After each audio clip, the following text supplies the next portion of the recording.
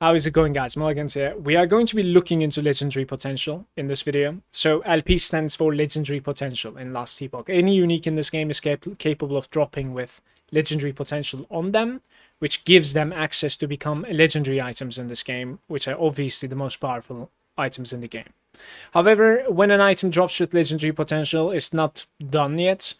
They can drop with 1, 2, 3, or 4 legendary potential, and this number is basically standing for how many affixes you can take from the food item, from the exalted item that you're gonna feed onto this. So if it's LP1, it's going to be at random taking 1 affix from that item that you're gonna feed onto, so at random, and it's going to become legendary afterwards. So LP4 is like the most valuable thing in this game because it's going to be absorbing the entire exalted item that you will feed onto it, and afterwards it will become legendary with 4 extra stats now, including the entire power that the unique had. It will put all those 4 affixes on top of it.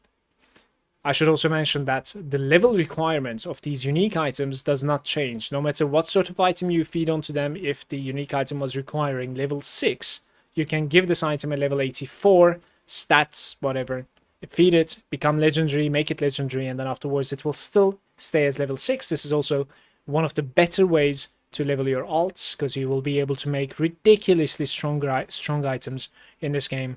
I can show some stuff. I don't necessarily have like crazy powerful things, but over here you can see the fighting chance or the kestrel requires only I think this thing is like level 1. In fact, it just requires rank 5 on COF, but your alts are already sharing your your progress with your faction, so that's okay.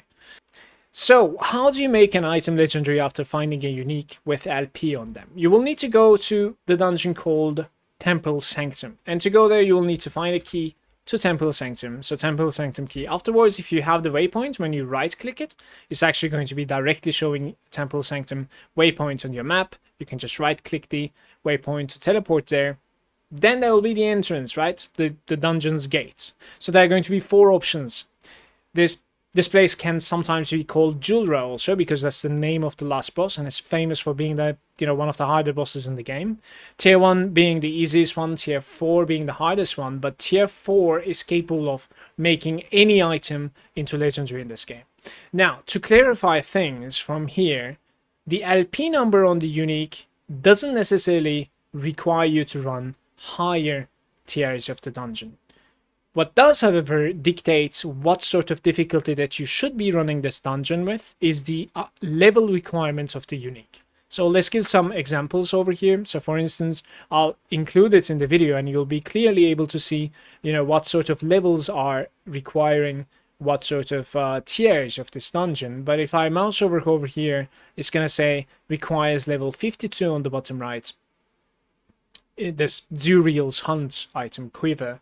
So this cannot be done into a legendary or, converted into a legendary in Tier 1. Because Tier 1 is only up to level 50. I think Tier 2 is only up to 60 or 65, something like that. So again, just to have no confusion whatsoever, it is the required level of the item. So if I have, let's say, this item right over here, right? This one requires level 20 right now.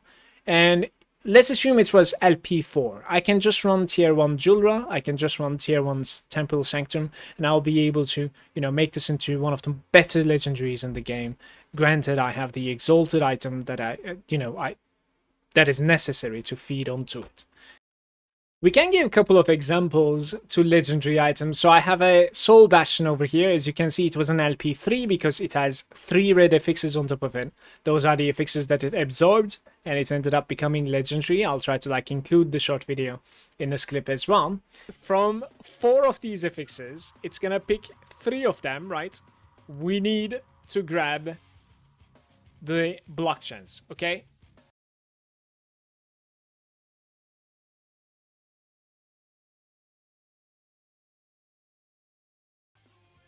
The block chance isn't there. How is the block chance is not there, guys?